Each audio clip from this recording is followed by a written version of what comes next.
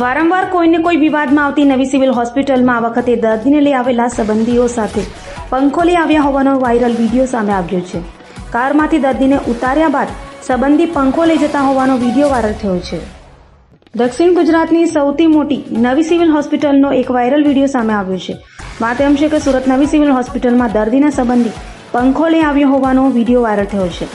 નવી સિવિલ હોસ્પિટલમાં સારવાર માટે એક દર્દીને કારમાં લાવવામાં આવ્યો હતો। કારમાંથી દર્દીને ઉતારી સ્ટ્રેચર પર હોસ્પિટલમાં લઈ જવાયો હતો। જોકે ત્યારબાદ દર્દીના સંબંધી પંખો લઈ હોસ્પિટલમાં જતા હોવાનો વિડીયો વાયરલ થયો છે।